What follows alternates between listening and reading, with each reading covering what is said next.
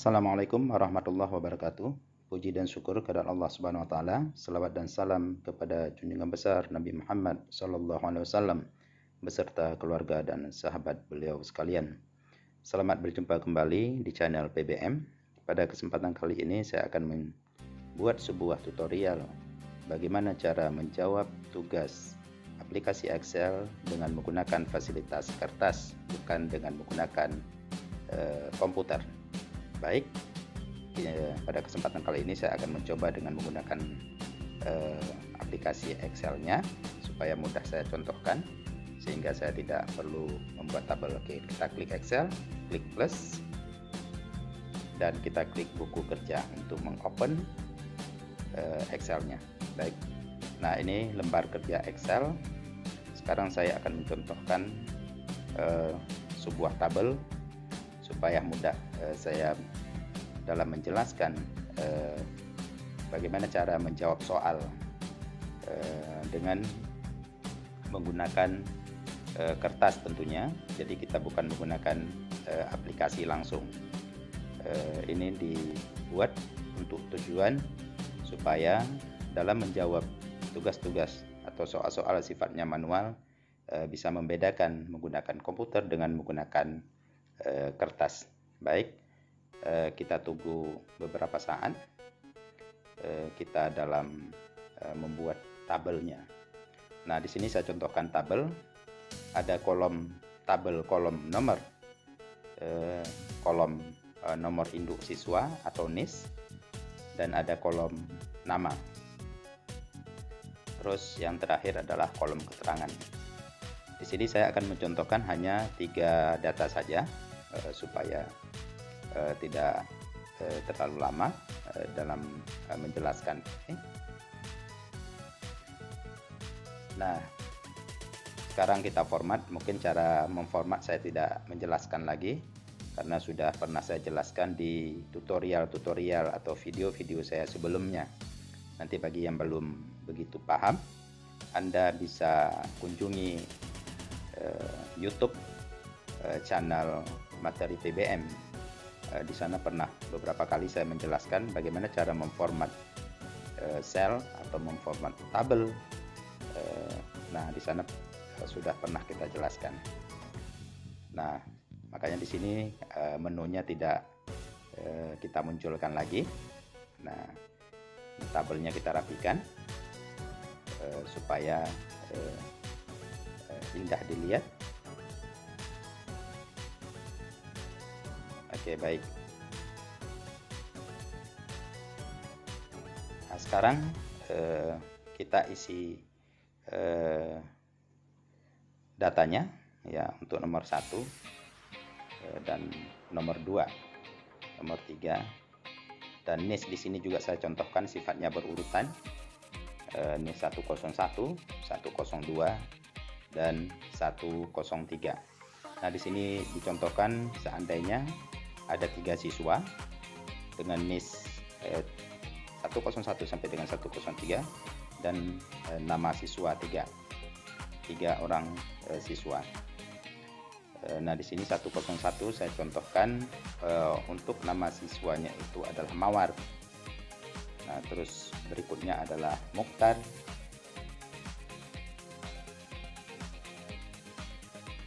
Ya, baik, Mukhtar.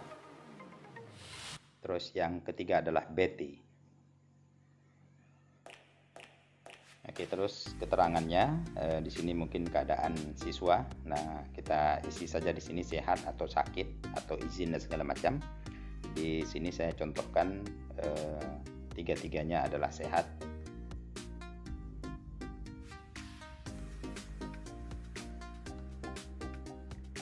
Baik. Nah, ketika ada contoh tabel seperti ini, maka dalam menjawabnya, nah di sini ada ketentuan. Ya, ada ketentuan. Karena NIS-nya itu siswa sudah jelas, nama sudah jelas. Nah, ketika kita menjawab soal seperti ini, maka tergantung aturannya. Nah, di sini berarti aturannya apa? Ketentuannya. Ketika NIS-nya 101, maka nama siswanya adalah Mawar. Ketika NIS-nya 102, maka nama siswanya adalah Mukhtar. Nah, ketika NIS-nya itu 103, maka nama siswanya itu adalah Betty. Nah, oleh karenanya di luar dari 3 jenis NIS ini, ya, selain NIS 101, 102, atau 103, maka dianggap siswanya itu tidak ada. Nah, kalau ada tabel seperti ini, maka antara NIS dan nama itu salah satunya bisa dijadikan rumus. Nah, diantaranya adalah di sini bisa kita lihat, karena sifat NIS itu adalah sifatnya itu dalam bentuk angka, mudah diinput, atau NIS itu adalah sifatnya dia jenisnya sama semua, jumlahnya sama semua, ya, semuanya itu adalah 3 digit. Sementara nama-nama orang itu biasanya variasi, jadi susah untuk kita input. Maka kita jadikan NIS itu sebagai input, nama itu adalah sebagai proses atau menggunakan rumus atau formula. Nah, di sini ketentuannya seperti saya sebutkan tadi, ada 3 ketentuan. Yang pertama, di NIS-nya itu 101, maka namanya mawar. Nah, oleh karenanya, karena kita menjawab di kertas, nah, maka untuk rumus itu tidak, kalau di komputer berarti kita langsung menginput rumusnya itu adalah di posisi C4, ya, di C4. Jadi langsung pointernya di C4, langsung kita buat rumusnya. Nah, dikarenakan ini adalah persoalannya adalah kita menjawab, menyelesaikan tugas ini adalah di kertas, maka rumus tersebut, ya, harus kita sebut alamat rumusnya. Jadi C4 itu harus kita tulis. Nah, C4 itu harus kita tulis. Nah, kalau di komputer justru C4 tidak usah ditulis lagi. Nah, kenapa? Pointernya itu sudah berada di posisi C4. Nah, cukup di situ langsung sama dengan. Nah, namun di sini karena kita menjawabnya di kertas, maka kita harus sebut alamat rumusnya. Harus kita tulis alamat rumusnya. Kenapa ditulis? Kalau kita tidak tulis, maka orang tidak tahu rumus itu diisi di posisi sel mana. Nah, di sini saya contohkan. Nah, ini juga fungsi if. Nah, ini juga sudah pernah saya bahas di tutorial-tutorial saya sebelumnya atau di video-video saya sebelumnya. Nah, jadi saya tidak perlu menjelaskan lagi masalah rumusnya. Nah, saya ingin jelaskan di sini adalah bagaimana cara menulis rumus ketika kita menjawab di kertas. Nah, itu seperti yang kelihatan di video. Langsung kita ketik C4. Nah, C4 itu bukan rumus. C4.2 itu bukan rumus, namun itu adalah alamat rumus. Rumus diawali dengan sama dengan, ya, if jika B4-nya itu kita menginput 101, maka di posisi C4 akan keluar nama mawar. Nah, karena ini berandai-andainya harus 3 kali karena 3 siswa.